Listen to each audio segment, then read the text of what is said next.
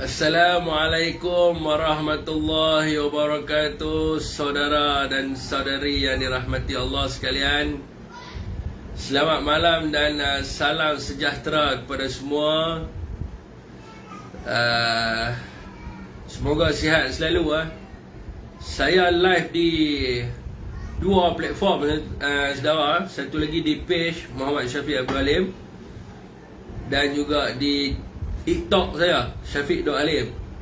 Waalaikumsalam, Abang Anwar Rizal, Zafani Zakaria, Khalid, Saiful Syahidan, Jeffrey Makpiah, Muhammad Rizwan, Muhammad Asyan, Sapi Kerbau, Wahab, Amal Libok, Syekh Rimba daripada Ohio. Saya telah dibebaskan dan dilepaskan. Saiful Said, Andy Utara, Amir Ashraf, Ma'arif, Zaid Zaini, Ismail Yahya, Mohsin, Saiful Syahidam, Normawati, Mak Yusuf, Muhammad Fairuz, Syam Dek Narong, Muhammad Ismail, Tok Janggut, Muhammad Tarmizi, Muhammad Fah, Halil, Iman.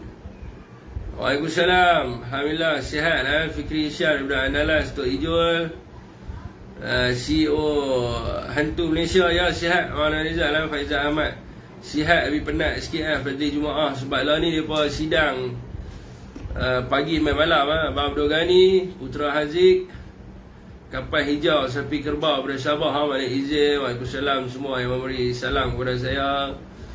Teruskan perkongsian saudara. Ya sahabat kita, Nara Buddha main ada tanah ni, main rancak MK Stingray. Teruskan perkongsian apa konten. Konten ni apa tengok ya, yang apa pro kerajaan tu pemute tu moderator ni buat smart alam ni. Nanti saya bagi balik hampa punya apa nama, hampa punya kuasa hampa untuk blok. Okey KWSP bergaung. Mana boleh bergaung, nak buat leceh tu. Okey, di Facebook saudara, teruskan perkongsian. Allah sebutlah dah, dia tak boleh sebut sebab saya live dua orang ni. Di page saya Arau hadir terbaik MK Stingray. Teruskan kongsi awak. Memang hampa tak share, saya ingatkan ada gangguan. Hampa tak share, mana share padu sikit. Orang rancak kita mau sembang. Kita tahu orang rancak dah lah kena apa hari. Awak cuti lama sangat. Itulah biasalah kan. Pada buat kacau boleh kat saya punya akaun saya. Pada buat rancak, buat kacau, bermain duk report sana, report sini. Tasik Gelugong ada terbaik orang Tasik Gelugong. Di page minta tolong share-share kan. Di TikTok teruskan perkongsian. Tak ada ranjau. Tak ada ranjau. Di TikTok ada. Tapi dah duk biasa di FB tu teruskanlah di FB kan. Sebut lagi sekali. FB boleh, FB kan. Teruskanlah di sana. Kongsikanlah di sana supaya naik. Orang kata apa, saving saya ada di FB. Di sini tahu apa sangat. Di FB dan di YT. Okey saudara semua, waalaikumsalam kepada sesiapa sahaja yang memberikan salam kepada saya. Apa khabar semua, sihat ke? Awal lagi ni baru pukul 9.40 tapi malam ni saya merancang untuk tidur awal sebab esok pagi kena bangun awal. Menteri Kewangan is watching. Dia duk ada di Turki. Okey saudara semua, dah bebas. Ya dah bebas. Dah bebas pun tapi mungkin lah kan akan kena lagi tu. Cukup syak lah sebab sekali kita cerita. Okey saudara, sekarang 8.40 waktu Ohio. Tapi ramai kau geng-geng menteri-menteri mereka duk tengok live saya. Mereka kenal saya yang main.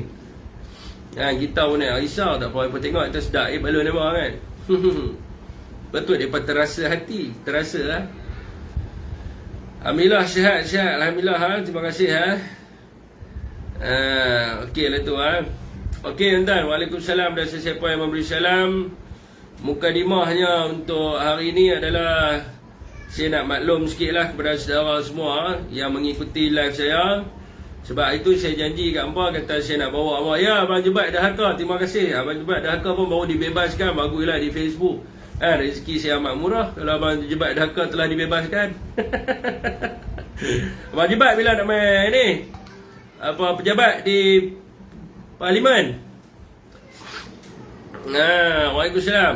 Okey tuan Jadi saya janji kepada saudara semua sidang pertama, hari pertama di Parlimen saya nak buat live. Tapi nak buat macam mana, mereka blog tak ada lah nak buat live kat saudara semua. Nak tunjuk macam mana mereka punya perasmian dan sebagainya kan. Jadi tuan-tuan tengok live TV je lah kan. Geng-geng di TikTok apa semua kan. Minta maaf lah banyak-banyak. Jadi tak apa, esok kita akan round. Esok saya akan pergi pagi awal sikit kita buat live. Saya tunjuk kat saudara situasi di kawasan Parlimen dan sebagainya. Tapi saya akan cek dulu sama ada boleh ataupun tak boleh buat live dan sebagainya. Satgi tiba-tiba satgi kena tindakan pula, lagi leceh kan. Jadi saya tanya mereka dulu, kalau boleh esok saya akan buka, tunjuk kepada saudara semua kawasan dan sebagainya untuk merasai suasana lah, orang kata ambil suasana. Ya, Datuk Rodhi pun ada di sini ya. Waalaikumsalam, ada sesiapa yang memberi salam. Dan akaun saya kena buka ni. Saya baru ni jumpa dengan YBC. Saya lagi lupa nama, kena dia tengok live apa Ustaz Tirmizi, nampak? Dia ingat? Ustaz Tirmizi jumpa dia baru ni. Baru dia bagi tahu kat saya, kata dia duk tengok live saya lah kan. Dia kata dia nak menyantuni anak muda. Dalam live kita insya-Allah ni akaun saya dah buka di TikTok ni, dan saya rasa esok saya akan bagi tahu dia lah. Esok dia ada ucapan tuan Esok dia berucap di Parlimen besok, mau bakat-bakat lah pergi tengok dia bagi tahu kata dia nak cerita pasal pertanian moden, lepas tu pertanian dan juga pasal anak muda. Dia memfokuskan tentang pertanian lah. Pertanian dan luar bandar. Nanti kita boleh lah, ada soalan-soalan apa bantu saya, WhatsApp saya lah kan. Ya, penerangan KZ perbahasan pengurusi PN padu. Tahu tak apa? Saya pun ada sikit nak komen bab tu, penjelasan. Depa kata Tan Sri berucap time Anwar Ibrahim tak ada kan. So dia berani lah. Sebenarnya tuan-tuan, Perdana Menteri dan juga semua menteri-menteri dan semua ahli parlimen, mereka dah tahu dah siapa yang nak berucap, siapa yang tak berucap. So memang mereka tahu dah bahawa Tan Sri Muhyiddin Yassin akan berucap pada second day. Dan mereka juga pada hari Ketua Pembangkang berucap juga, Anwar Ibrahim lari keluar Dewan. Dan jemaah menteri daripada kerajaan pun memang langsung tak hadir. Jadi tuan-tuan boleh tengoklah video dekat BTT kan. Saya dah tunjuk dah semua, dan tuan-tuan boleh tengok sendiri. Dan tak ada istilah kata Tan Sri tak berani dan sebagainya. Tu adalah bohong sajalah. Mereka dah tahu Tan Sri akan berucap, dan seorang pun tidak berada dalam Dewan, mereka lari. Bila mereka lari, mereka bagi alasan macam-macam. Mereka goyang tuan-tuan. Datuk Seri Hamzah berucap, mereka lari. Tok Wan berucap, mereka lari. Tan Sri berucap, mereka lari. YB Awang berucap, mereka lari. YB Awang pagi tu dia dah hentam Menteri Kesihatan. Petang tu Menteri Kesihatan tahu kata dia punya time berucap. Waktu petang Menteri Kesihatan tak ada, lari keluar. Takut. Tahu tak apa kan. Goyang apa, depa dia lari. Tuan-tuan boleh tengoklah semua orang boleh tengoklah sendiri kan. Gelagat depa, ya Zahid pun lari. Dan saya pelik Isyamuddin ni, saya langsung nampak hilang terus dia. Dia pergi mana tak tahu Isyamuddin okey tuan jadi itulah tuan-tuan kalau kita tengok tadi kita punya pengerusi kita Perikatan Nasional Tan Sri Muhyiddin Yassin berucap dengan begitu hebatnya, yang mana begitu dahsyatnya, semua orang boleh tengok sampai lari habis semua, seorang tak ada dalam dewan tuan. Masa Tan Sri berucap, seorang tak berani dalam dewan, takut kena tembak ada kesian kat depa kan. itulah tuan-tuan, bila orang tak erti mentadbir negara ni, kerajaan yang gagal ni, jadi itulah. Jadi mereka cuba lari-lari lah, mereka tak boleh nak berhadapan dengan MP kita, so mereka lari lah. Naik dah, dia sangkut. Okey tuan-tuan, saya nak update sikit lah pada saudara semua. 2 hari bersidang, mengikut pada pengamatan saya, jadi disebabkan bos saya ni dia excited sikit tuan-tuan, dia tak pergi mana-mana, dia nak duduk kat dalam dewan 24 jam Tok Wan ni, jadi saya pun kena duduk sekali kan. Sekali kalau lari dia beralih belakang tengok tak ada, sekali leceh pula kan. So depa ni pun apa geng-geng ni pun dia pun tanya apa duduk dalam tu lama sangat ni kan. Semua topik dengar, kita kata dengar belah otak pun tak nampak depan duduk ada siapa. Sekali dia beralih belakang tak ada, sekali punca baru. Jadi update dia tuan-tuan, 2 hari dalam Dewan Parlimen tuan-tuan, dan saya rasa saudara pun ada tengok sendiri situasinya. Ahli Parlimen kerajaan tidak ada dalam Dewan. Inilah kali pertamanya berlaku. Kalau tuan-tuan tengok ahli Parlimen kerajaan yang cakap lebih, dulu macam-macam cakap, saya rasa boleh bilang, tidak ada langsung dalam Dewan tuan-tuan. Sekiranya ahli Parlimen yang berjawatan menteri ataupun timbalan menteri, mungkinlah rakyat boleh terima, sebab dia mungkin ada alasan yang tersendiri, sama ada dia nak pergi rasmi hospital wizard pengetahuan menteri besar ke, dia nak pergi rasmi hospital senyap-senyap ke, pergi rasmi hospital dalam kelambu ke, yang tu rakyat tahulah kan. Ataupun dia mungkin ada high di kementerian ke, ada high di agensi di bawah kementerian dan sebagainya. So yang tu rakyat boleh terima lah tuan-tuan.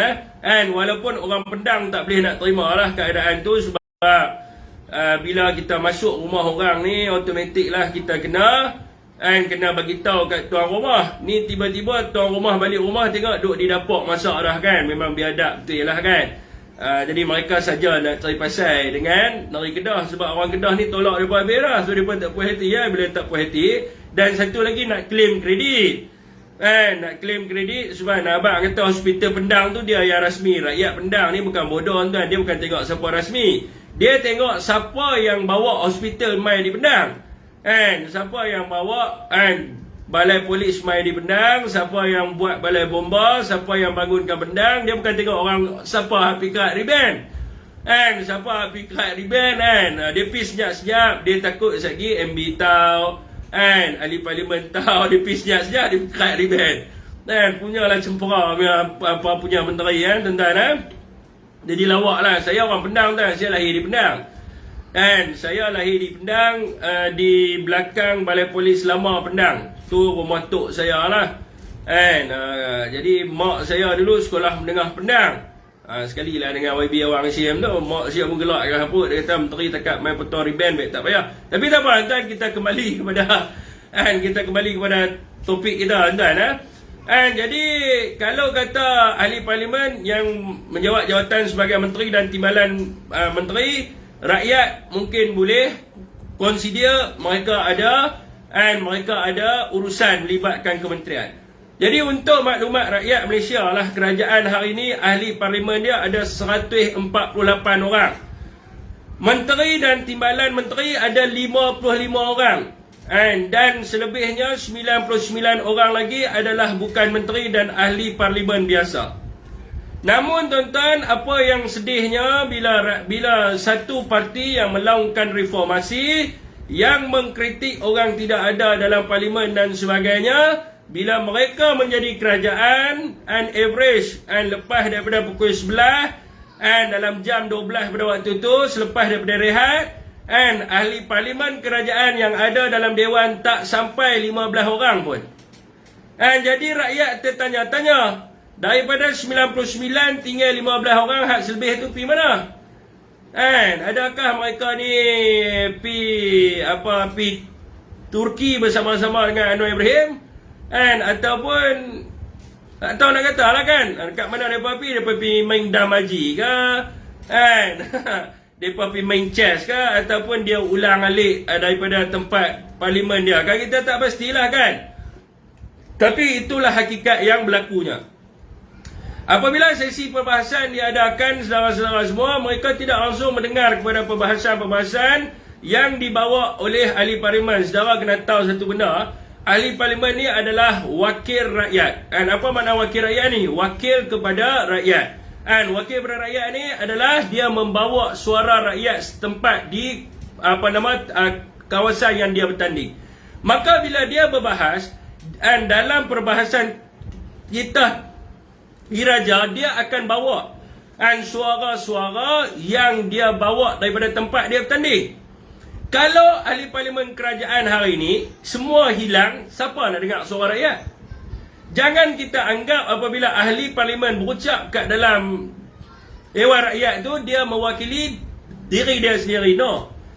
Setiap ahli parlimen sebelum dia buat nota perbahasan, dia akan dapatkan input-input daripada tempat yang dia bertanding. Masyarakat di setempat, dia akan dapatkan input. Maka daripada laporan daripada masyarakat setempat, maka dia akan bawa suara itu dalam parlimen. Jadi kalau dia berbahas di depan dia kerusi, adakah kerusi itu akan bagi nota kat menteri? Adakah kerusi itu akan saya pun tak tahu nak cakap lah tuan, nampak kerusi biru di depan tu. Adakah kerusi itu yang akan mendengar suara rakyat dan sebagainya? Jadi itu adalah satu perkara yang rakyat di Malaysia tengok ahli parlimen kerajaan hari ini sangat biadab hingga tidak menghormati Dewan Yang Mulia hanya kerana mereka mempunyai 148 2/3 dan menjadi kerajaan hari ini. Mungkin Anwar Ibrahim dia boleh bagilah alasan, kata dia pergi melawat negara Turki dan sebagainya. Jadi apa yang dilaporkan di dalam akhbar Turki dan wakil daripada Malaysia yang berada dekat negara mereka adalah Perdana Menteri kita punya Bang kita, lepas tu Menteri Luar dan juga Menteri di Jabatan Perdana Menteri Hal Ehwal Sabah dan Sarawak. Jadi hanya ada 3 orang ni saja yang berada dekat Turki sekarang ni. So kita nak tanya juga, ahli parlimen Bandar Tun Razak ni kat mana? Ahli parlimen Bandar Tun Razak pun kita tak nampak dia ada kat dalam Dewan. Jadi kita nak bagi tahu kat dia lah. Lazimnya Perdana Menteri yang sebelum ni, orang rumah mereka ataupun isteri mereka tidak bertanding. So bila isteri mereka tidak bertanding, dia jadilah First Lady of Malaysia. Jadi dekat mana menteri ada, dekat situlah dia ada. Untuk menyantuni isteri-isteri Perdana Menteri ataupun Presiden di luar negara. Namun kat Malaysia ni agak pelik sikit, yang mana belum ada lagi kat mana-mana negara di dunia ni yang suami isteri bertanding. Jadi kat Malaysia ni pelik sikit. Wan Azizah adalah ahli parlimen Bandar Tun Razak. Jadi apabila dia menjadi ahli parlimen, di dalam perlembagaan perkara 52 klausa pertama mewajibkan dia untuk berada dekat dalam Dewan Rakyat. Dia tak perlu ada dekat sebelah Perdana Menteri. Sebab perlembagaan adalah undang-undang yang tertinggi dalam negara kita yang menyebut bahawa setiap ahli parlimen yang telah mengangkat sumpah, dia kena ada dekat dalam parlimen, dan sekiranya dia tidak berada dalam parlimen dalam tempoh masa 6 bulan tanpa dia memaklumkan kepada Setiausaha Dewan Rakyat, maka kerusinya boleh dikosongkan dan kena ada pilihan raya semula dekat tempat itu. Jadi sekarang ni dia termaktub di bawah perlembagaan, di bawah perkara 52. Kalau tak silap saya, saudara boleh pergi cek tengok. Dan juga dalam Parliamentary Standing Order, bawah Standing Order 91, yang mewajibkan mana-mana ahli parlimen yang tidak mahu menghadiri majlis mesyuarat, dia haruslah memaklumkan kepada Setiausaha Dewan Rakyat atas ketidakhadiran dia tu. Jadi walaupun dia bini kepada Perdana Menteri, tetapi dia tertakluk di bawah perlembagaan. Perlembagaan tidak mengenal sama ada bini Perdana Menteri, First Lady of Malaysia, ataupun siapa-siapa. Sebab dalam perkara 4 Perlembagaan Persekutuan menyebut bahawa perlembagaan adalah undang-undang yang tertinggi dalam negara kita, di mana mana-mana undang-undang yang diluluskan selepas daripada Hari Merdeka yang tidak selaras dengan perlembagaan adalah tidak sah setakat ketidakselarasan itu. Maka perlembagaan adalah undang-undang yang tertinggi dalam negara kita. Jadi dia kena ikut kepada perlembagaan. Dan esok kita tuntutlah rakyat menuntut besok. Saya nak bagi tahulah Kak Wan Azizah ni, esok kotlah dia melihat live ni. Esok rakyat akan melihat sendiri adakah bini kepada Perdana Menteri yang merupakan ahli Parlimen Bandar Tun Razak akan berada dekat dalam Dewan sampai petang ataupun tak, ataupun duduk kat rumah duduk masak nasi ke, duduk kemas bilik ke, basuh kain baju ke, tak tahu. Tapi kalau tahu ada tanggungjawab di rumah, nak basuh baju, nak sidai baju, nak masak bagi anak makan, nak jaga cucu dan sebagainya, siapa suruh hang tanding? Tak payah tanding lah, jagalah cucu. Duduk di rumah jaga cucu.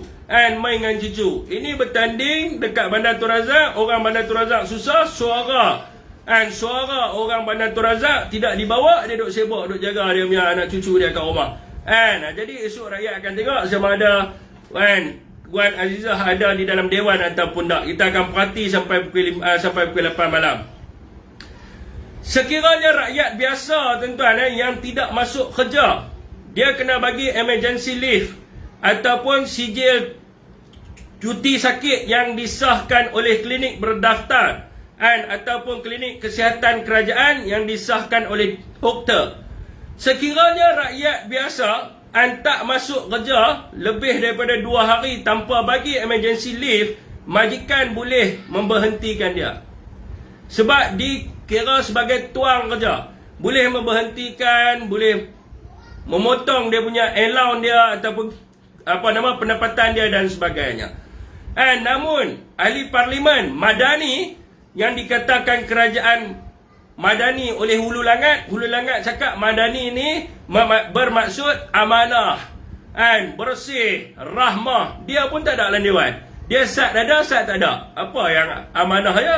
Anda diberi amanah sebagai ahli Parlimen untuk mematuhi perkara 52 Perlembagaan Persekutuan dan juga Parlimen Standing Order di bawah 91 untuk memastikan anda duduk kat dalam Dewan sampai habis waktu. Lepas tu anda duk cakap Langat duk cakap tentang bersih, rahmah, amanah, pi mampu lah. Rakyat tengok hang sendiri pun kelang kabut. Jadi duk sebut tentang Madani dan sebagainya, tapi buat Dewan Rakyat ni macam kedai kopi. Waktu rasa bila nak masuk, masuk. Bila rasa waktu tak mau masuk, tak payah masuk. Bila rasa waktu nak lena kat dalam Dewan, lena. Waktu nak sembang dengan member-member, sembang. Waktu rasa patut keluar pergi lain, pergi shopping dan sebagainya, ikut suka. Jadi ni bukan Madani, ni adalah malapetaka kepada rakyat.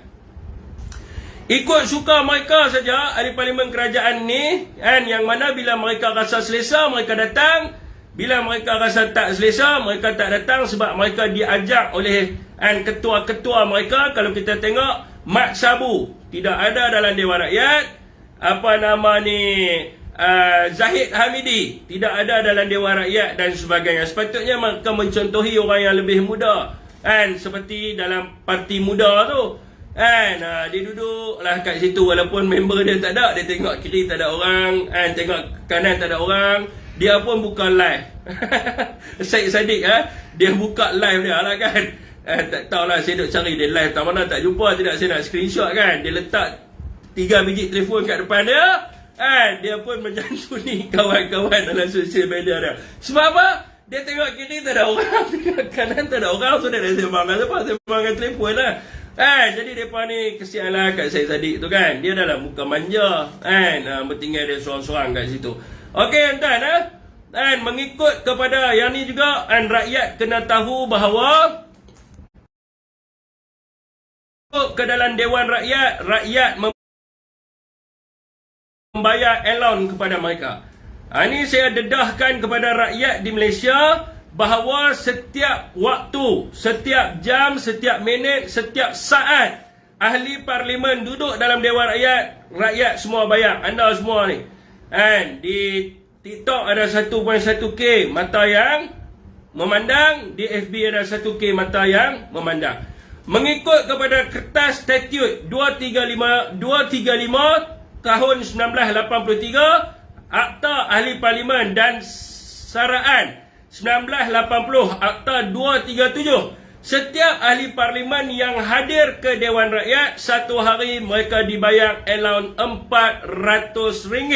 Dan kalau 30 hari bermakna mereka menerima RM12,000 sebulan. Bagaimana nak memastikan bahawa mereka dibayar mengikut kepada hari dan waktu mereka datang? Sebab tuan-tuan, kalau rakyat bekerja di syarikat swasta, dia masuk lewat 2 jam, gaji dia kena cut. Saya pernah kerja di Menara Olimpia, and lewat sejam, and dia ambil pendapatan harian kita berapa, dia bahagi dengan jam, dia buang yang kita tak mahal tu. And saya pernah kerja di Menara Olimpia, saya pernah kerja di kedai-kedai dan sebagainya, and saya pernah buat part time di PWTC and hotel.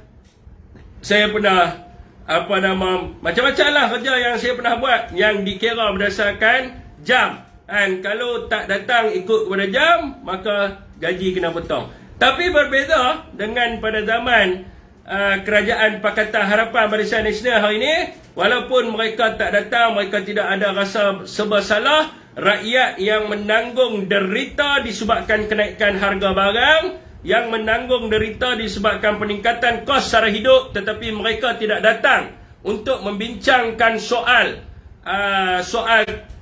KWSP yang rakyat tuntut. Mereka tak datang untuk membincangkan soal moratorium sebagaimana yang Tan Sri Muhyiddin Yassin sebut tadi. Dan mereka tak datang untuk membincangkan soal bagaimana nak menurunkan kos sara hidup rakyat dan sebagainya. Tetapi mereka pergi tak mana pun kita tak tahu, mereka menikmati tiap-tiap bulan RM12,000. Okey saudara semua.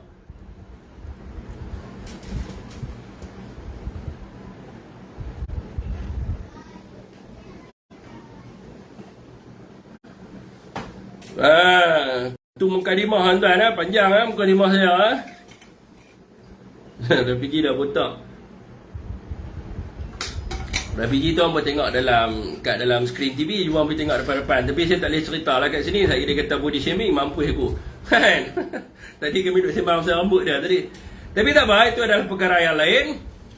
Mukadimah panjang panjang. Okey tuan-tuan, ni berkaitan dengan TikTok lah tuan-tuan. Saya nak cerita sikit regulasi baru, tuan-tuan pun boleh pergi baca. Tapi kalau tuan-tuan baca dalam tuan-tuan takkan jumpa. Jadi tuan-tuan boleh tengok dekat dalam handphone tuan-tuan sendiri lah. Sebab handphone tuan-tuan sendiri ni, kalau tuan-tuan guna kat Malaysia, regulasi dia Malaysia lah. Kalau tuan-tuan check kat website tak jumpa, sebab regulasi tu tak ada di negara luar, hanya di Malaysia. Sebab kita ni ada menteri-menteri yang lawak seperti badut. Okey tuan-tuan, dalam sesi jawab lisan kemarin, Fahmi Fadzil telah pun terkantoi yang dia ada campur tangan dalam regulasi yang baharu yang ditetapkan oleh penyedia media sosial TikTok. Sebab dalam sesi jawab lisan, Fahmi Fadzil dia ada bagi tahu bahawa dia berjumpa dengan penyedia media sosial TikTok ni sebanyak 2 kali. Yang pertama pada bulan Disember dan seterusnya pada bulan Januari pertengahan. Dan yang mana berlaku sebelum Parlimen bersidang. Dan dia ada bagi tahu bahawa pada bulan Januari itu dia membincangkan berkenaan dengan regulasi ataupun syarat-syarat dan term dengan penyedia media sosial TikTok.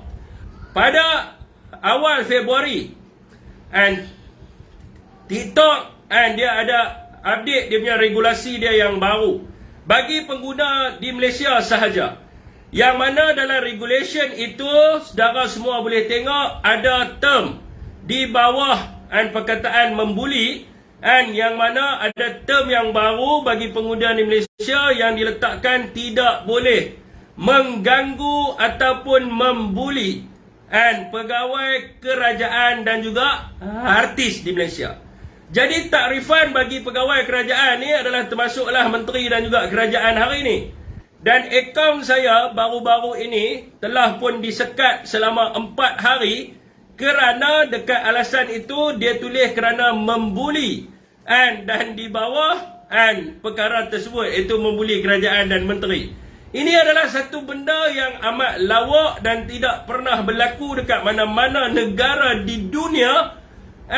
Of course tidak ada semua orang yang boleh setuju dengan apa yang kerajaan buat. Of course sudah tentu ada orang yang tak setuju. Bagi mereka yang tidak bersetuju dengan apa yang kerajaan buat, maka mereka dikira membuli dan mengganggu kerajaan. Ini benda yang paling bodoh yang pernah berlaku dekat mana-mana negara di dunia yang ditadbir oleh Menteri Badut. Sebab itulah kementerian hari ini pun nama dia KOMEDI. Nama dia KOMEDI. Sebab dia suka buat lawak. Jika menteri merasakan bahawa mereka dibuli ataupun saya penat ni nak tergelak saya ni. Saya tadi nak buat ni saya duk tahan nak gelak kan. Saya ambil nafas dulu tuan Allahumma salli ala Muhammad. Aduh. Jika menteri merasakan bahawa mereka telah dibuli dan diganggu oleh rakyat, maka mereka buatlah laporan PDRM kan. Tak pun mereka buatlah laporan SKMM. Bukan bertindak untuk pergi tutup dan juga pergi sekat akaun rakyat yang bukan sebenarnya buli pun, tapi mengkritik mereka. Jadi mereka mentaksir cyberbully ini adalah dengan kaedah bagi mereka yang tidak sokong kerajaan ataupun parti kerajaan ataupun pemimpin kerajaan dikira melakukan cyberbully ataupun membuli kerajaan. Ni memang benda yang lawak lah tuan-tuan. Sekiranya kerajaan buat cyberbully ni, dikatakan kalau rakyat kritik mereka ni dikatakan cyberbully dan sebagainya, saya nak tanya juga kepada menteri kita tu, Menteri Badut kita, baru-baru ni, sebagai contoh lah, saya ada buat laporan PDRM kepada seseorang dan telah pun refer kepada SKMM. Yang mana orang tersebut bukan sahaja melakukan cyberbully, melakukan fitnah, mendatangkan bencana kepada diri saya dan keluarga saya, dan juga telah pun mengganggu gugat peribadi saya. Jadi orang tersebut adalah daripada Pakatan Harapan dan juga Barisan Nasional yang tidak puas hati dengan saya, tidak boleh berlawan hujah dengan saya, dan mereka menggunakan peribadi dengan menyebarkan email, suara dan juga video yang mengandungi wajah saya dengan tujuan untuk membuat serangan peribadi ke atas diri saya dan keluarga sehingga terjadinya fitnah dan sebagainya. Dan bila saya pergi buat laporan polis, saya nak bagi tahu, pegawai itu cakap bahawa benda tu tidak boleh sangkut di bawah defamation. Dia kata sebab itu bukan fitnah. Itu bukan fitnah dan sebagainya sebab anda sendiri yang bercakap dan sebagainya. Saya kata, awak pula tak fitnah. Dia telah pun mentafsir mengikut kepada kehendak diri dia dan menyebabkan sebaran fitnah ke atas diri saya. Sehinggalah saya mendesak ingin berjumpa dengan senior investigation officer ataupun SIO. Barulah SIO suruh buka section dan menyiasat perkara tersebut, dan sampai hari ini pun saya belum dapat maklum balas apakah status kes tersebut, walaupun dijanjikan dalam masa seminggu sahaja mereka akan memberitahu berkaitan dengan status kes tersebut. Jadi bagi benda ni, kalau mereka melakukan kesalahan ke atas orang di sebelah sini, dia bukan cyberbully. Dia tak salah dan sebagainya sebab mereka melihat bahawa pendedahan ataupun penyebaran fitnah tersebut akan memberi advantage dekat kepada kerajaan dan akan menidakkan hujah yang saya bagi terhadap kritikan terhadap kerajaan dan juga parti kerajaan dan sebagainya. Begitu jugalah yang berlaku ke atas 3 orang wanita daripada parti PAS. Kalau saudara semua pergi tengok dekat satu FB yang dimiliki oleh seorang wanita Pakatan Harapan daripada Perak, nama dia tak silap saya Aisyah. Dia boleh posting dekat FB dia, saya telah berjumpa dengan pengarah JECOM dan memastikan bahawa 3 akaun ini akan dipantau oleh kerajaan. Siapakah beliau ni? Beliau ni adalah orang politik dan boleh mengarah agensi kerajaan untuk memantau akaun orang lain. Benda tu tak salah. Itu bukan sekatan kebebasan bersuara. Dan saudara semua, dia memaparkan maklumat ketiga-tiga akaun orang ini yang menyebabkan mereka telah pun diganggu dan difitnah oleh keseluruhan ahli PKR yang menyerang akaun mereka serta kenalan mereka dengan memaki hamun dan sebagainya. Bagi mereka itu tidak salah. Saudara semua boleh tengok kat FB tu, dan saudara semua boleh ambil alamat FB ketiga orang wanita daripada PAS tersebut, dan tuan-tuan boleh tengok dekat ruangan komen di FB mereka apakah yang dilontarkan oleh orang daripada Pakatan Harapan terhadap wanita PAS tersebut. Jadi saudara, ini saya rasa bagi mereka kalau buat benda tu betul. Kalau mereka buat benda tu jadi betul. Kalau kita buat benda tu dan di sebelah sini memang kita tak pernah buat. Kita tak pernah serang mereka punya keluarga mereka. Kita tak pernah menyerang anak bini mereka. Kita tak pernah menyerang rakan-rakan mereka. Di sebelah Perikatan Nasional hanya lawan hujah sahaja dengan mereka. Membalas hujah, tapi mereka buat serangan dengan membuli habis semua. Mak saya pun kena, saya buat report, orang tua saya kena. Diherdik, dihentak oleh orang PH. Budak yang kutuk mak saya tu baru umur 20 lebih. Mak saya umur 60, tuan-tuan. Dia kata macam-macam kat mak saya. Dia kata pelacur lah, wanita jalang lah, pergi tidur dengan dajjal lah, dapat anak dajjal ni, orang Pakatan Harapan. Dia kata macam-macam kat mak saya. Tapi saya buat relax, saya malah nak kata apa lah kan.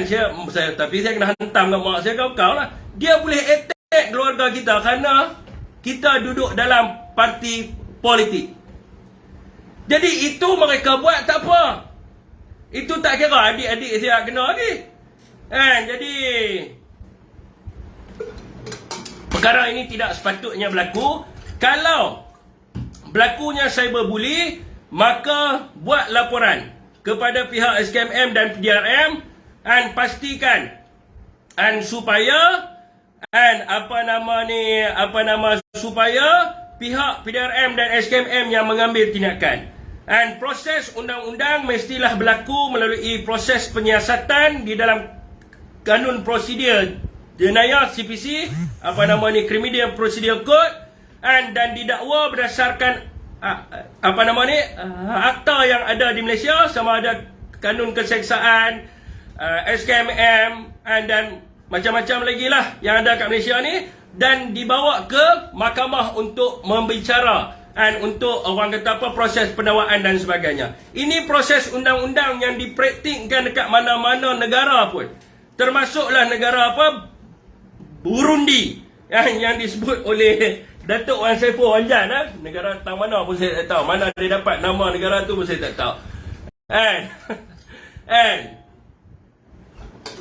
Jadi termasuklah negara Burundi sendiri yang tidak mempraktikkan sebagaimana yang dibuat oleh Perdana Menteri kita sekarang ni. Maka Anwar Ibrahim ni lebih teruk daripada daripada Perdana Menteri negara yang bernama Burundi ni. Okey tuan-tuan, dan menteri bagi tahu bahawa akaun yang telah disekat adalah sebanyak 101. Jadi tuan-tuan, di media sosial ni dia ada grup. Dan dia ada grup dia tuan-tuan, dan depa ada leader depa lah. Khususnya di TikTok ni memang ramai. Di FB dia ada grup. Dan menteri dia tak tahu kata leader ni memang dah jumpa dah. Kita dah jumpa dengan depa, dan kita dah jumpa dengan grup depa. Menteri bagi tahu kepada media bahawa akaun yang telah disekat adalah 101 pembohong besar, sebab berdasarkan petisyen yang telah dibuat, akaun yang telah dinyah aktif sejak kerajaan ini terbentuk adalah 671 akaun TikTok yang telah pun di-ban. Atas macam-macam lah, 10 tahun lah, and kena delete terus akaun dan sebagainya. Dan melibatkan kos kerugian and secara purata sebanyak 3.3 juta. Sebab apa tuan-tuan?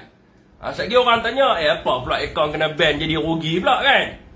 Jadi ni tuan-tuan kena tahu, sebenarnya kan, akaun yang di ban ni bukan akaun orang politik.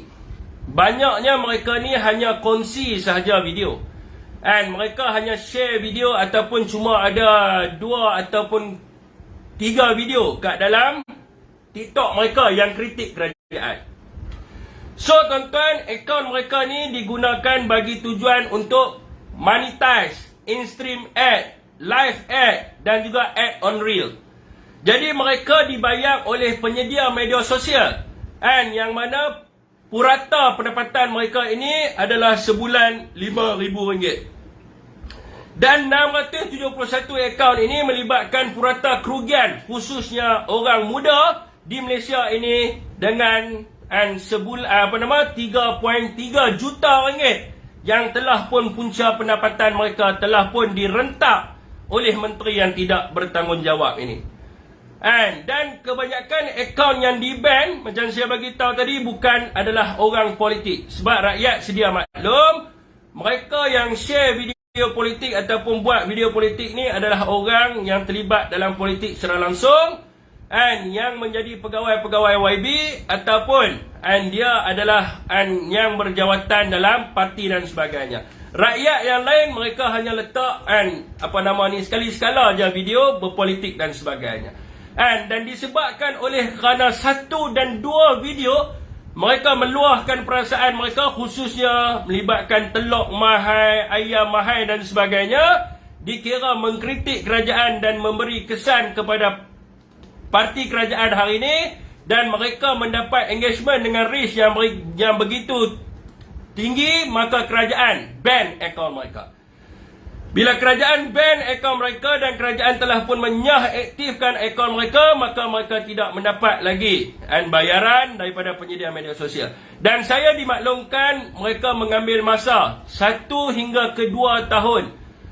Dan juga mereka terpaksa spend untuk marketing planner untuk membina akaun tersebut. Mendapatkan dia punya pengikut-pengikut dan sebagainya sebelum mereka dibayar oleh penyedia media sosial ini. Jadi ini adalah satu tindakan yang tidak bertamadun dan barbarian yang dilakukan oleh menteri dalam kerajaan hari ini, di mana pemerintah ataupun menteri menggunakan undang-undang sesuka hati mereka demi kelangsungan berpolitik dan akhirnya memberi kesan ke atas anak muda keseluruhannya. Tidak ada satu live macam Atta Kiri bagi tahu. Dia kata akaun yang kena ban ini disebabkan mereka memaki hamun dan sebagainya. Saya mencabar Atta Kiri untuk bawa keluar akaun yang di ban tu. Dia kena tunjuk video tersebut maki kerajaan. Saya boleh buktikan 671 akaun yang di ban ni tidak ada satu video yang dimaki. Ada video semasa pilihan raya di Padang Serai. Video yang direkod pemuda Perikatan Nasional menyanyikan lagu Hoi Ya Hoi sambil bawa motosikal. Macam mana akaun mereka ni semua kena ban? Dia tak maki pun. Dia tak kata kerajaan bodoh apa semua pun. Dia tak kata, dia cuma naik motor dia nyanyi Hoi Hoi Ya Hoi, siapa sokong penyamun. Akaun tu semua kena ban. Ada. Yang ada dekat sini pun ada. Macam mana Atta Kiri kata, disebabkan menggunakan perkataan kasar, memaki dan sebagainya. Kalau kata you bawa figure, orang nak tengok. Saya boleh kata kat Atta Kiri suruh dia bawa figure sebab dia bukan MP. Dia label saya ya. Kalau dia nak keluar statement akhbar, dia nak bagi tahu bahawa akaun yang telah di-ban ini adalah kerana mereka memaki hamun kerajaan. Dan you bawa figure, you ambil kat mana? Saya boleh buktikan 671 akaun ni tidak ada satu akaun pun yang kata kat kerajaan bangsat, bodoh dan sebagainya. Kebanyakan akaun yang di-ban oleh government hari ini adalah kerana perkongsian semasa berkempen pilihan raya. Kongsi memakai baju, ada public figure yang akaun dia kena ban sebab dia kata dia undi Perikatan Nasional. And dia tunjuk, inilah kita undi, inilah Perikatan Nasional. Itu pun kena ban. Itu pun kena ban. Yang tak ada video ceramah, tak ada apa ni, just tunjuk baju ya Perikatan Nasional, kena ban. Ni kita boleh buktikan, jangan sampai kita tunjukkan dan sebagainya, sekali mereka akan jadi malu. Jadi ini adalah sekatan kebebasan bersuara dan satu kerajaan yang tidak bertamadun dan barbarian bila mereka buat tindakan yang macam tu. Jadi tuan-tuan, saya nak bagi tahu, tidak ada live PN yang maki hamun. Kalau Syafiq tu lain lah, bila hampa main pasal dia maki lah. Tapi kebanyakan live PN tidak ada seorang pun yang memaki hamun dan sebagainya. Tapi kalau kita masuk ke sebelah Pakatan Harapan, tak payah banyak. Kita tengok dekat Twitter cukup. Kita tengok dekat Twitter mereka maki hamun, tak kira tua muda. Dipanggil dengan perkataan macam-macam. Anjing dan sebagainya. Baru-baru ini, rakan kita, Abang Wahab, umur dia 58. Budak yang datang cakap bukan-bukan dengan dia, umur 20 lebih. Ini kita boleh buktikan bahawa mereka tidak ada tamadun, biadab dan sebagainya. Jadi kenapa ekor mereka dibiarkan? Kenapa mereka tidak diambil tindakan dan sebagainya? Kerana nak jadi biadab, nak fitnah, nak kurang hajab, tak apa, asalkan ahli Pakatan Harapan. Nak tuduh apa-apa pun tak apa, nak kata judi ke apa ke, walaupun benda tu tak dapat dibuktikan tetapi dia main propaganda, tak apa. Tak ada masalah asalkan berdaftar sebagai ahli Pakatan Harapan. Adik dia pelacur ke, tak ada masalah apa, asalkan hang ahli Pakatan Harapan. Jadi ni saya rasa, saya tak tahulah, orang yang pilih kerajaan ni, mereka boleh nilai sendirilah. Undi yang mereka bagi itu merosakkan negara ataupun menyeimbangkan negara dan sebagainya. Okey, saudara semua, itu adalah berkaitan dengan akaun saya kena blok, tetap mukadimah juga. Panjang lah mukadimah. Jadi itulah sebabnya saya diskat. Dan saya baru ni ada sembang dengan tak payah kot saya nak beritahu jadi ada sembang lah dengan apa ni, tak boleh beritahu lah. Saya ni kira diletak list nombor 1 dalam pemantauan kerana Sanusi masuk dalam live saya.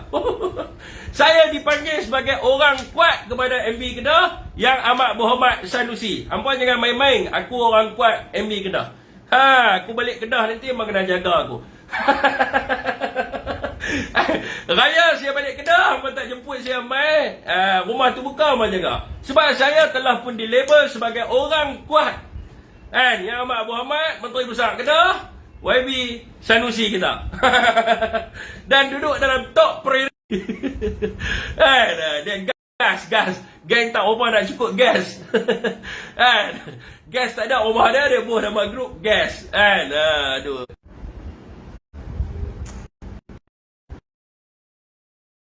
Okey, dia kacau lah dah.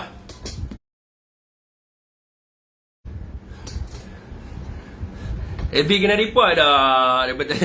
Pak, sebut nama saja. Sebut nama saja yang amat berhormat Sanusi, terus kena saya punya FB saya. Jadi lepas ni kita tak boleh sebut nama MB kita lah. Bahaya.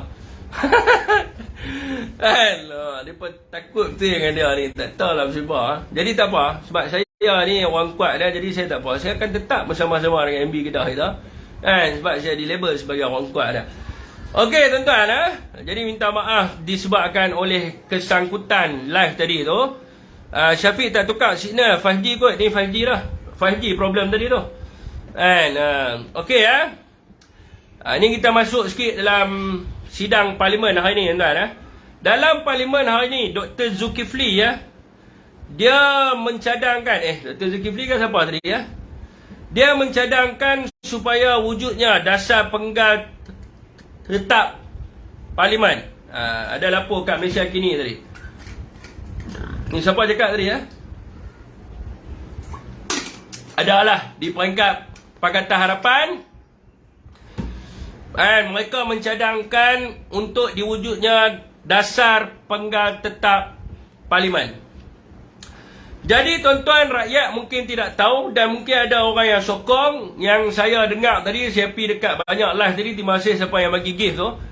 Saya pergi banyak live tadi, mereka duduk cakap, oh baguslah kan. Jadi susahlah kerajaan nak tukar dan sebagainya. Kerajaan boleh takbir 5 tahun dan sebagainya. Jadi inilah satunya agenda perbodohan rakyat, dengan tidak menceritakan perkara yang sebenarnya kepada rakyat. Cadangan untuk mewujudkan dasar penggal tetap parlimen adalah bagi orang yang dia rasa nak jatuh. Dr. Zulkifli dia rasa dia nak melingkup dan tidak ada orang sokong dia, tetapi dia masih lagi nak berkuasa. Sebab itulah dasar ini nak dibuat. Sebab saudara, saya nak bagi tahu kerajaan hari ini kerajaan rapuh. Walaupun mereka ada majoriti, tetapi mereka tidak disokong dan didokong oleh keseluruhan ahli parlimen dalam kerajaan tersebut. Jadi biasalah bila rasa nak rebah, nak jatuh, maka digubalnya undang-undang untuk memastikan supaya dia tetap berkuasa. Dan rakyat, sekiranya benda ini berlaku, rakyat kena bangkit dan menolak wa'ima apa pun keadaan. Cadangan ini adalah cadangan yang tidak berperlembagaan yang menunjukkan bahawa kerajaan hari ini mencari langkah untuk terus berkuasa tanpa mendapat majoriti, tanpa perlunya majoriti dan sebagainya. Kerajaan ini untuk rakyat lah tuan-tuan. Kerajaan ditentukan berdasarkan majoriti ahli parlimen yang menyokong kepada Perdana Menteri berdasarkan perkara 43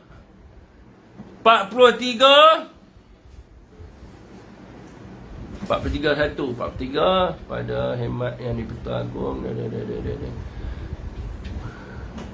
43.2a di bawah perkara 43.2a yang menyebut bahawa seorang Perdana Menteri boleh dilantik yang mana pada hemat yang di-Pertuan Agong mendapat kepercayaan majoriti ahli Dewan Rakyat. 43.2b menyebut bahawa pelantikan jemaah menteri. Jadi kerajaan ditentukan berdasarkan sokongan majoriti ahli parlimen, barulah boleh dibentuk kerajaan. Dan berdasarkan perkara 43.4 saya tulis, 43.3a tadi saya tak tulis, 43.2a. Berdasarkan artikel 43.4 perlembagaan menjelaskan sekiranya Perdana Menteri tidak lagi mendapat sokongan majoriti ahli Dewan Rakyat, maka beliau haruslah meletakkan jawatannya atau parlimen dibubarkan oleh Yang di-Pertuan Agong. Jadi ini yang perlu rakyat tahu, bahawa kerajaan nak dibentuk mesti ada majoriti, dan sekiranya Perdana Menteri hilang majoriti, maka Perdana Menteri kena letak jawatan. Ini perlembagaan bagi tahu. Namun rakyat kena tahu bahawa kenapa keadaan ini berlaku dan sebab apa mereka nak mencadangkan satu dasar untuk overlap kedua-dua artikel ini adalah kerana kerajaan yang dibentuk hari ini adalah kerajaan yang disokong oleh ketua-ketua parti sahaja. Dan ahli parlimen tidak menandatangani sebarang SD untuk menyokong kepada Anwar Ibrahim untuk menjadi Perdana Menteri. Dan sewaktu berlakunya undi tidak percaya ataupun undi percaya kepada Anwar Ibrahim, mereka dipaksa untuk mengundi setuju. Dan sebenarnya bukan ada undi pun, hanya sebulat ni saja, suara saja, tak ada undi angkat tangan dan sebagainya. Dan mereka dipaksa untuk setuju dengan Anwar kerana MOU yang telah pun menetapkan sekiranya mereka tidak berkata setuju, maka mereka akan dikosongkan kerusinya. Apabila berlakunya pilihan raya, sudah tentulah duit mereka telah keluar banyak dan sebagainya, untuk mereka buat iklan dan sebagainya. Maka kalau pada waktu itu baru je habis pilihan raya, kalau mereka diugut untuk mengosongkan kerusi, maka nak tak nak mereka terpaksa setuju dengan Anwar. Apa yang rakyat perlu memahami adalah dasar penggal tetap yang dicadangkan oleh MP kerajaan hari ini. Dia akan jadi kerajaan masih lagi boleh berdiri sekiranya PM tidak mendapat majoriti. Dan tidak perlu ada perintah darurat ataupun Perdana Menteri interim. Yang mana mereka boleh takbir kerajaan walaupun MP tidak sokong mereka dan sebagainya. Jadi ini adalah satu benda yang berbahaya. Sebab apa? Bila lulus sahaja benda ini, maka dia boleh jadi satu konflik perlembagaan yang mungkin juga boleh menidakkan kuasa yang di Pertuan Agong untuk membubarkan Parlimen satu penggal. Sebab apa saya kata macam tu? Sebab mereka terus boleh jadi kuasa selama-lamanya. Macam mana Zahid jadi Presiden UMNO. Tak perlu ada lagi tempoh pilihan raya dan sebagainya, kerana mereka menggunakan kuasa tersebut sahaja.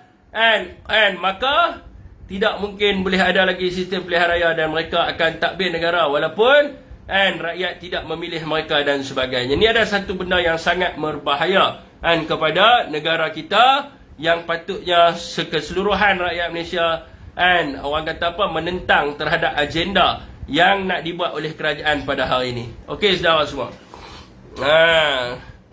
Amir selayang perasan muka jantung Cruz.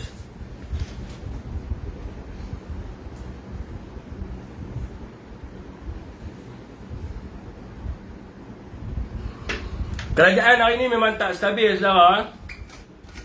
Saya bagi tahu kat saudara, saya tak tahu dekat TikTok ni ada orang yang lihat ada live semalam. Semalam saya ada buat live, saya ada cerita. Tapi tak apa, saya ulang sikit di sini sebelum kita pergi kepada topik kita yang terakhir. Awal lagi saya cerita sikit, tuan-tuan boleh tengok video penuh di YouTube saya. Baru-baru ni tuan-tuan, saya pun nak pakai sumber yang tidak diketahui, sumber yang diketahui yang tidak mahu dikenali. Sebab mereka boleh pakai sumber itu, saya pun nak pakai yang tu. Tapi sebenarnya saya menyaksikan dengan mata saya, ada yang terlibat orang tertentu telah pun berjumpa dengan kepimpinan daripada Perikatan Nasional. Sumber yang diketahui dan tidak mahu dikenali tersebut memberitahu bahawa Zahid dan Anwar telah membohongi Najib Razak. Zahid boleh kekal sebagai Presiden UMNO disokong oleh ketua-ketua bahagian UMNO dan ahli-ahli UMNO kerana Zahid telah jual nama Najib Razak.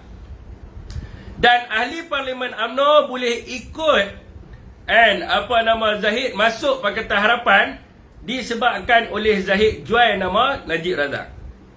Jadi bagaimana Zahid boleh jual ni adalah kerana sumber yang diketahui dan tidak mahu dikenali ini memberitahu bahawa, dan sumber ini adalah orang yang dekat dengan keluarga Najib Razak. Dan disuruh oleh keluarga Najib Razak untuk menyatakan perkara tersebut kepada salah seorang daripada kepimpinan daripada Perikatan Nasional. Ada perjanjian yang dibuat oleh Zahid dan juga kepada Najib. Yang pertamanya adalah apabila Anwar menjadi Perdana Menteri, perkara pertama yang Anwar akan buat daripada sumber yang diketahui dan tidak mahu dikenali ini adalah Anwar mesti memastikan supaya Hakim Nazlan didakwa, kerana penyiasatan telah pun lengkap di mana Anwar Ibrahim kena bawa Hakim Nazlan dalam pendakwaan. Sebab apa Hakim Nazlan perlu didakwa? Kerana Najib dia nak kes dia dibicarakan semula. Dia ni bagus sikit lah daripada Zahid. Sebab Zahid ni dia nak kes dia digugurkan. Dengar cerita lah kan. Dia jumpa dengan Tan Sri, jumpa dengan Tok Guru Hadi. Dia nak suruh kes gugur. Tapi Najib ni tak mau. Najib dia mau kes dia dibicarakan semula. Jadi untuk kes dia dibicarakan semula, dia kena membuktikan bahawa pada peringkat awal perbicaraan yang berlangsung, hakim dalam perbicaraan di Mahkamah Tinggi mempunyai konflik of interest dan terlibat secara langsung dengan kegiatan jenayah yang melibatkan ... Jadi itu yang dijanjikan kepada Najib Razak.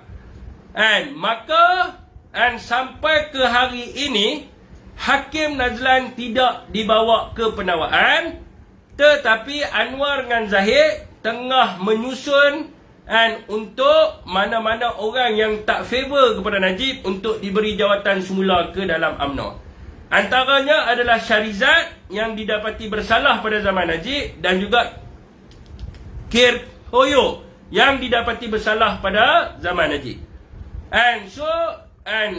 Najib melihat bahawa ada unsur-unsur untuk mengkhianati dia dan membiarkan dia terus kat dalam. Dulu masa zaman PN dulu dia boleh pergi rehab, dia boleh pergi HKL. Lah ni orang tak peduli dah kat dia, dia duduk kat dalam penjara tu saja. Tak ada siapa nak ambil peduli pasal dia. So that dekat situ tuan-tuan, sebab itulah tuan-tuan tengok pada sesi pembahasan baru-baru ini ada seorang ahli parlimen Barisan Nasional daripada Tenggara yang mempunyai hubungan dengan anak Najib telah pun menyebut dan bertanya kepada kerajaan bila kerajaan nak dakwa Hakim Nazlan. Ini yang dia sebutlah. Jadi dia kata kalau daripada sumber yang diketahui dan tidak mahu dikenali ini menyatakan bahawa sekiranya Hakim Nazlan didakwa, maka Najib boleh appeal semula kes dia untuk dibicarakan semula di Mahkamah Tinggi. Dan janji yang kedua adalah apabila Hakim Nazlan didakwa, maka dia nak supaya Anwar membenarkan Queen Council daripada United Kingdom untuk untuk mewakili dari dia, mewakili diri dia dalam perbicaraan tersebut. Sebab alasan dia daripada sumber yang dikenali dan tidak mahu diketahui ini memberitahu bahawa sebab dia kata pada zaman Tommy Thomas kot kalau tak silap, Tommy Thomas pernah minta Queen Council untuk mewakili siapa, tak tahu saya lupa dah nama, di Malaysia, dan tidak relevan. Sekiranya Najib tidak diberikan kebenaran untuk menggunakan Queen Council dalam perbicaraan semula dia. Jadi itu adalah janji yang kedua. Itu tapi janji yang pertama pun tak buat, macam mana janji kedua ni nak dapat dibuat, betul? Jadi janji yang ketiga, adalah untuk meletakkan anak Najib sebagai ahli Majlis Kerja Tertinggi UMNO MKT, yang mana sepatutnya di bahagian pekan tu Parlimen pekan kena bagi kat anak dia, tapi dia bagi Dun dia. Tu saya tak tahulah kan. Dia tak bagi Parlimen kat anak dia. Sebab apa? Ada logik dia juga kalau tuan-tuan tengok. Sebab apa Anwar dulu dia suruh bini dia jadi presiden PKR. Dia suruh bini dia jadi sebab kalau dia keluar daripada penjara, bini dia akan letak jawatan. Sebab orang manusia ni dia akan diuji dengan duit, dia punya kedudukan dia, inilah jawatan dan juga wanita. Tiga benda ni manusia susah nak tolak. Kalau orang tu dah jadi presiden UMNO yang tidak ada hubungan dengan Najib, dia takkan resign untuk bagi Najib jadi presiden. Impossible. Sebab semua orang ada nak rasa nak pergi duduk tu. So Anwar dulu, kalau dia tak bagi Wan Azizah, kalau dia tak bagi Wan Azizah untuk untuk jadi presiden PKR pada waktu itu, sudah tentulah PKR akan diambil alih oleh Rafizi ataupun Azmin Ali. Yang mana pada waktu itu kalau ambil Azmin mungkin bolehlah, sebab Azmin tu setia dengan Anwar Ibrahim. Mungkin dia tidak akan menikam lah Anwar Ibrahim waktu dulu lah, sebab dia yang duduk jaga Anwar kat dalam penjara. Tapi kalau boleh kat Rafizi, hilang tu lah Anwar ni. Sebab Rafizi memang bercita-cita untuk jadi presiden PKR dan mengubah PKR mengikut dekat acuan dia.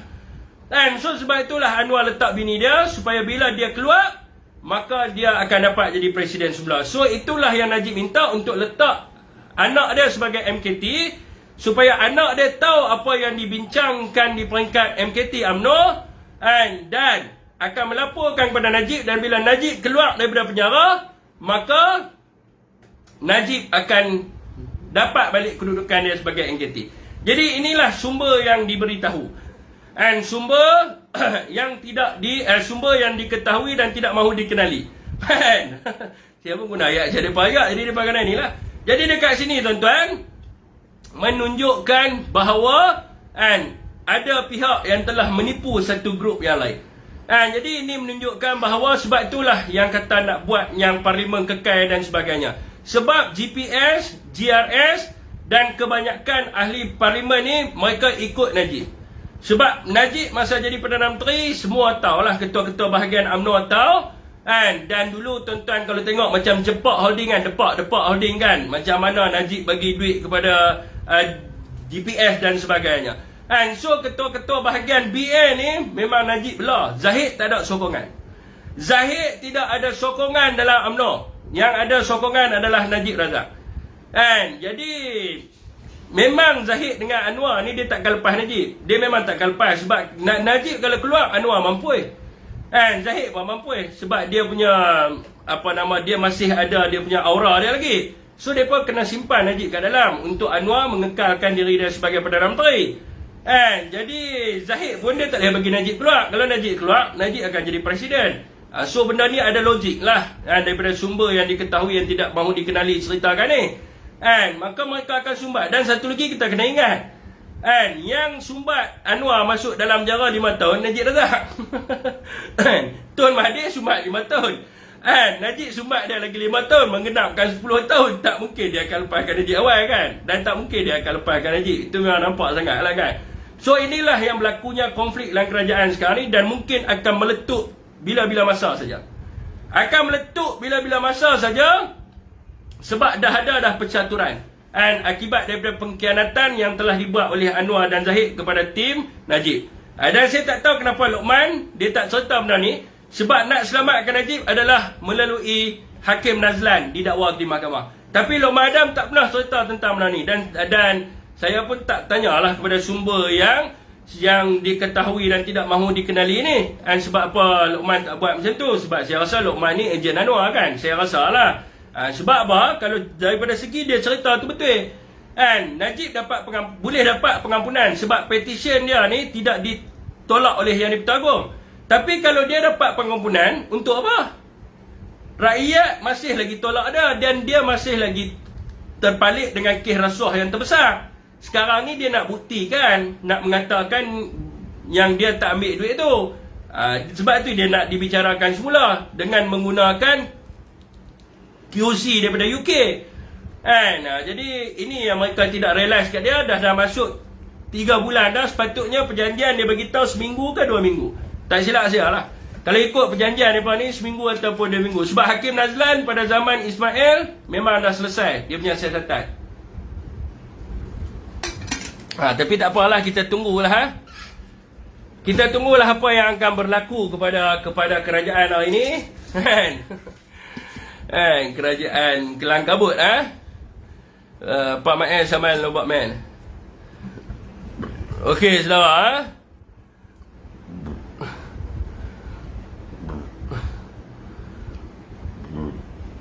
Angin banyak siapa kena santau dengan pok-pok ni Zahid. Okey tuan-tuan. Ni berkaitan dengan mogok pekerja kesihatan. Harta doktor kontrak. Tuan-tuan, Menteri Kesihatan Zalina Mustafa hari ni dia mengeluarkan kenyataan di mana, tapi dalam kenyataan tu dia tak cerita benda yang sebenar lah. Dalam kenyataan yang dilaporkan, Menteri Kesihatan Zalina Mustafa mengajak pekerja kesihatan yang berhasrat untuk mengadakan mogok dan sebagainya untuk bersemuka dengannya bagi menyelesaikan masalah mereka. Dan rakyat dalam negara ni mungkin dia tak nampak lah sebab apa pekerja kesihatan ni mogok, sebab apa doktor kontrak ni mogok, sebab apa mereka ni nak buat protes dan sebagainya. Jadi hari ni saya nak cerita pada tuan-tuan. Pada 12 Julai tahun 2021 tuan-tuan, saya nak kena ambil ayat ni. Zini. Nanti saya cerita. Sabar lo tuan-tuan.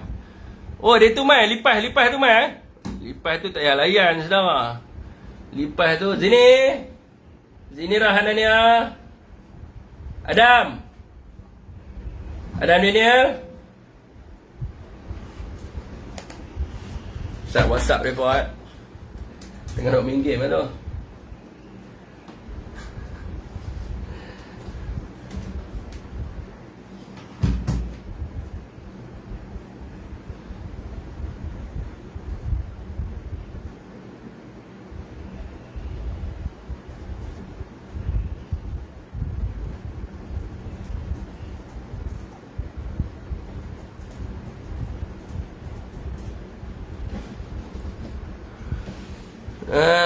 Isu apa ni? Nak tanya akaun apa benda ni? Sejak bila pula akaun Tan Sri Muhyiddin Yassin kena beku? Dan Tan Sri Muhyiddin Yassin kena dipanggil ke SPRM, dia sendiri pun tak tahu atas kesalahan apa dia siasat. Dia cuma dipanggil untuk memberi keterangan. Memang tidak ada bukti duit pun yang masuk dalam akaun dia dan sebagainya. Sebab itulah sebelum ni SPRM tak panggil dia untuk siasatan.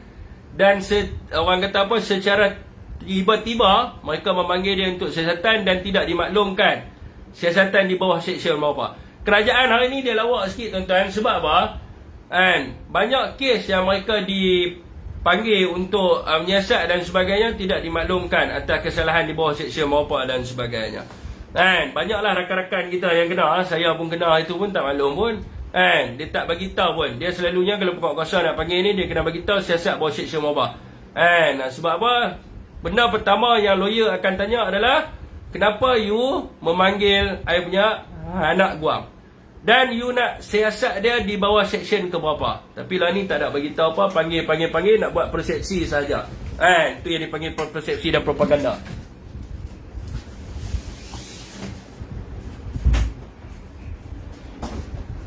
Ini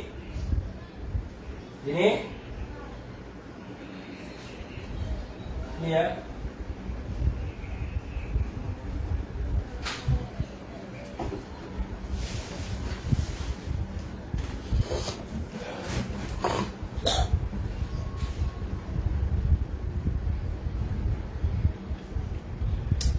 Tapi isu ni penting tuan, tak share dulu .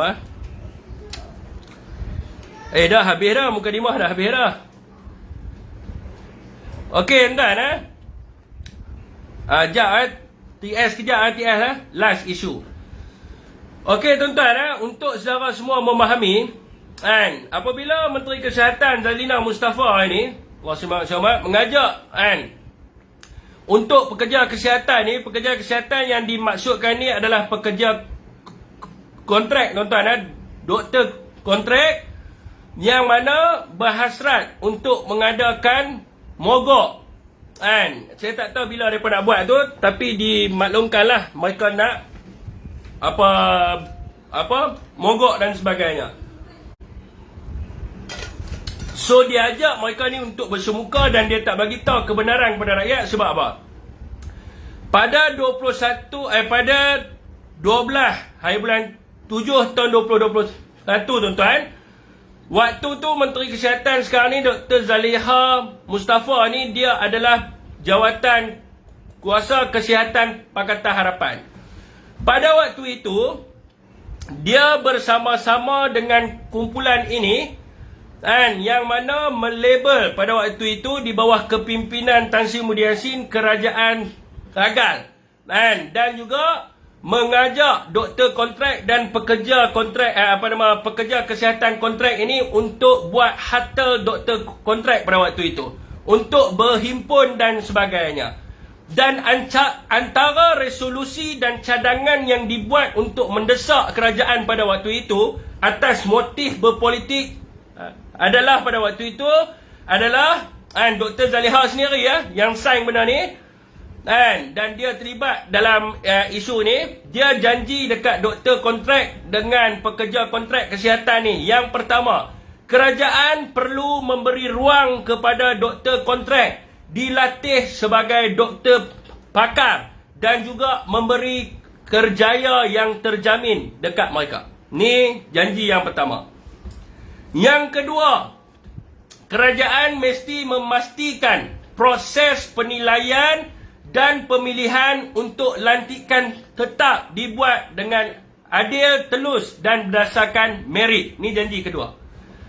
Janji yang ketiga adalah setiap orang doktor kontrak yang menyertai harta ni, and dia janji supaya kerajaan memberi peluang yang sama kepada seperti doktor lantikan tetap yang menerima hadiah latihan persekutuan HLP dan program latihan pakar. Dan janji yang keempat adalah Dr. Zaliha Mustafa ni juga janji supaya hak sama rata kepada petugas kesihatan kontrak. So mereka bawa doktor ini atas tujuan politik. Konon-kononnya mereka nak memperjuangkan hak sama rata dan sebagainya, melabel kerajaan gagal, melabel kerajaan pada waktu itu tidak membantu doktor ni, yang mana mereka ni telah pun bertungkus lumus semasa COVID-19 dan sebagainya.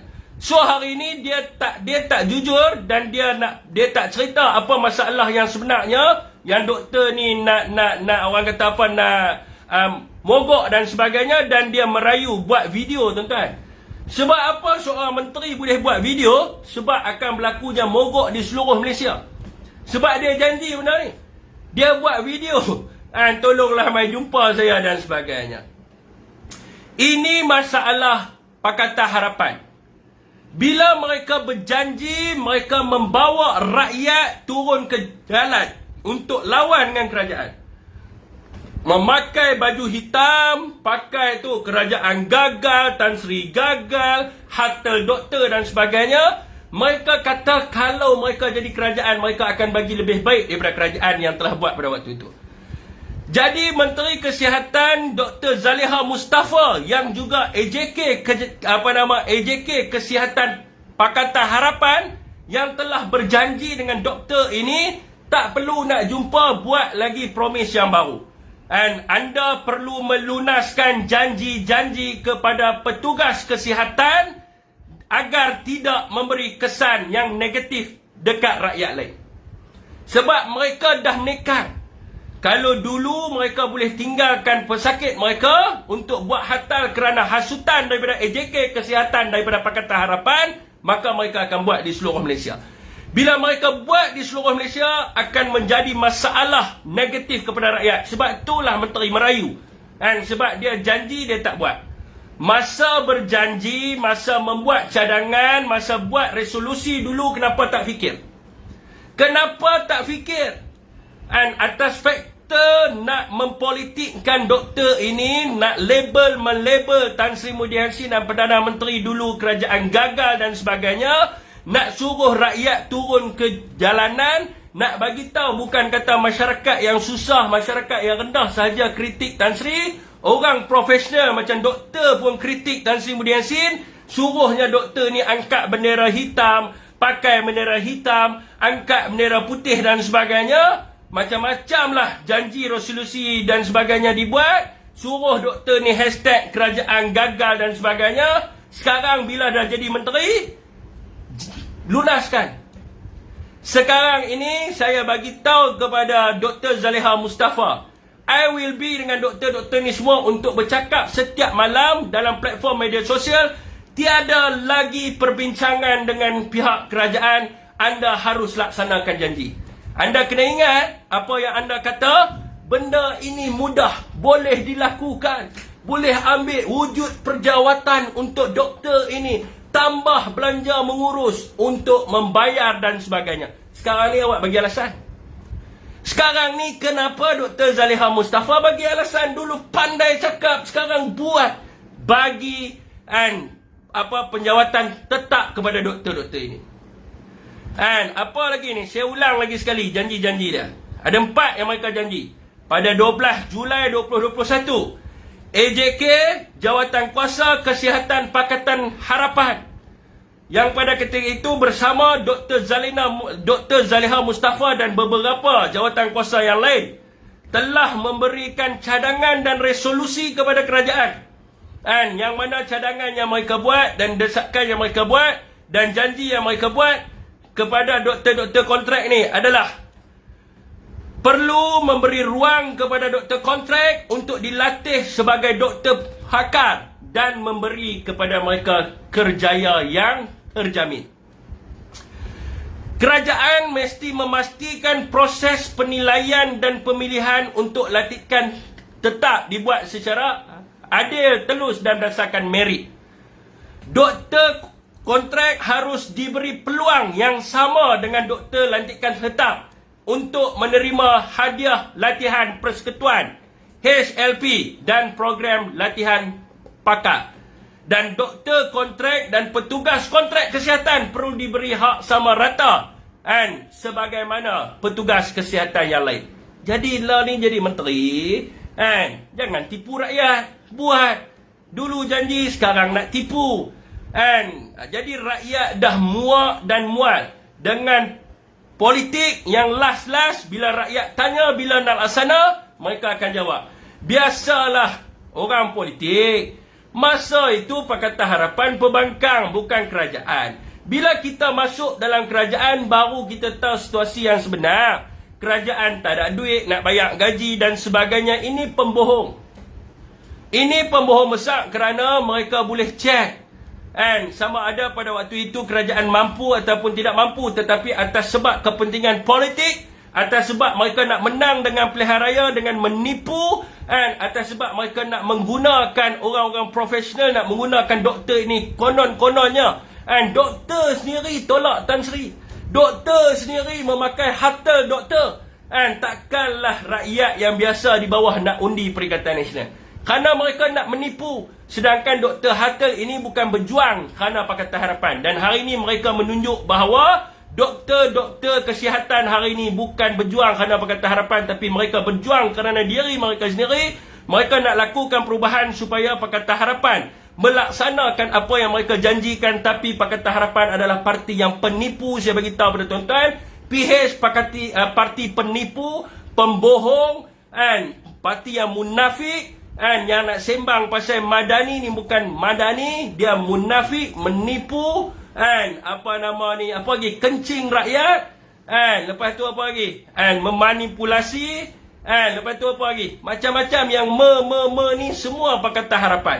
Mereka tidak akan bagi apa pun kepada rakyat, dan orang mereka hanya pergi jumpa dengan masyarakat, kononnya mereka boleh buat macam-macam sebab mereka nak undi dan sebagainya. Begitu jugalah apabila ditanya oleh YB Macang, Wan Ahmad Faizal kat dalam parlimen, Wan Waf tanya dekat dalam parlimen dekat Rafizi, dia tanya bagaimanakah mereka punya janji mereka dalam manifesto mereka untuk dalam ayat manifesto pemansuhan, ayat dalam manifesto pemansuhan PTPTN secara bersasar. Nak mansuhkan PTPTN secara bersasar. Hari ini masyarakat ibu bapa yang B40 dan M40 sedang menunggu janji-janji daripada puak-puak penipu dan puak-puak kencing rakyat ni, tengah tunggu bila nak hapuskan PTPTN. Dan mereka bagi tahu dalam Dewan Rakyat, disaksikan oleh berjuta rakyat Malaysia, yang Rafizi kata kami tak pernah janji pun dalam manifesto untuk bagi pemansuhan PTPTN. Jadi Pakatan Harapan berjumpa dengan rakyat, apa yang mereka cakap, mereka menipu untuk mendapatkan undi. Sedangkan mereka buat manifesto, mereka sendiri tak baca manifesto tersebut. Bila mereka tak baca manifesto, macam mana mereka nak tahu ada wujud ataupun tidak wujud dalam tu? Mereka hanya tulis untuk bagi indah sahaja di mata rakyat, supaya rakyat jadi terpesona dengan mereka. Sedangkan mereka setiap hari mereka menipu, menindas dan mereka membohong rakyat semata-mata untuk mendapatkan undi. Ini adalah satu-satunya parti yang di Malaysia tidak ada maruah. Sebab itulah hari ini parti mereka dihukum. Mereka mentadbir kerajaan dengan begitu fail sekali. Rakyat tengok gagal. Dalam perbahasan Dewan Rakyat, mereka tak sentuh tentang isu rakyat dan sebagainya. Satu kerajaan yang tidak ada prihatin kepada rakyat. Satu kerajaan yang gagal. Satu kerajaan yang tidak ada empati, yang tidak bersimpati kepada masalah rakyat. Jadi tuan-tuan, kalau pilihan raya negeri masih ada lagi orang yang masih nak dibodohkan oleh Pakatan Harapan, maka undilah Pakatan Harapan. Tuan-tuan boleh lihat sendiri.